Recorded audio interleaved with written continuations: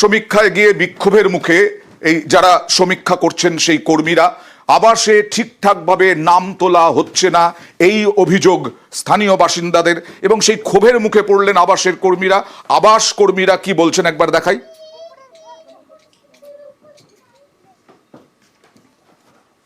আমরা তো যে সার্ভেটা করতে এসেছি লিস্ট অনুযায়ী যাদের যাদের নামের তালিকা আছে সেইগুলোই করতে এসেছি। তো ওরা বলছে যারা একবার বাড়ি পেয়েছে তারাও বারবার বাড়ি পাচ্ছে। না, এইটা অভিযোগটা ঠিক না। তো কিন্তু ওরা তো আপনাদেরকে ধরে বিক্ষোভ দেখালো। এই বিষয়ে কথা বলে ব্লক প্রশাসনের সঙ্গে কথা বলতে হবে। আর বিক্ষোভকারীরা কি বলছেন দেখি। আমরা ঘর পাইনি, যারা 3টে-4টে করে একটা মানুষ ঘর পাচ্ছে, বারবার ধরে কেন পাচ্ছে, কিসের জন্য পাচ্ছে? আমাদের থাকার জন্য ঘর নাই, আমাদের ছেলেপুলে নিয়ে একটা ফ্যামিলির মধ্যে থাকছি, তাহলে আমাদের তো ঘরের দরকার।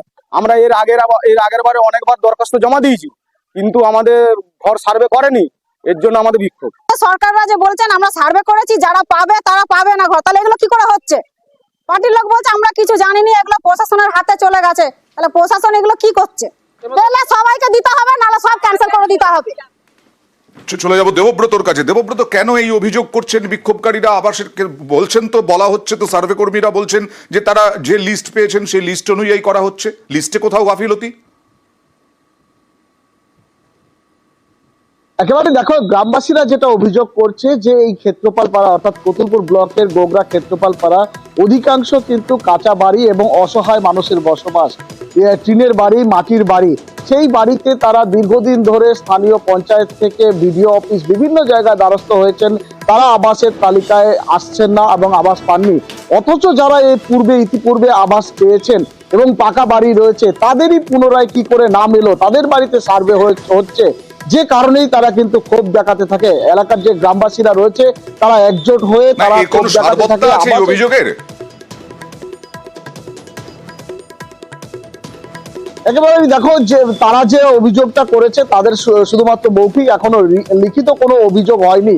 তবে তারা যেটা জানাচ্ছে, একই পরিবারে আবাস থাকার সত্ত্বেও তারা কিন্তু নতুন করে আবার তালিকায় নাম চলে এসেছে এবং সেখানে সার্ভে করছে। যেহেতু সার্ভে একবার হয়ে যায়, সেখানে দাঁড়িয়ে সার্ভে হয়ে গেলে তাদের টাকা ঢুকবে এবং নতুন করে আবার ঘর হবে এবং বঞ্চিতই থেকে যাবে। তারা বলছে, তারা বারংবার তারা দাবি জানিয়েছে এই অভিযোগটা পঞ্চায়েত দপ্তর নিশ্চয়ই নজরে আনবে, আমরা আশা করব। পঞ্চায়েত প্রধান অবশ্য পুরোটাই বিডিওর ঘাড়ে চাপিয়ে দিয়েছেন।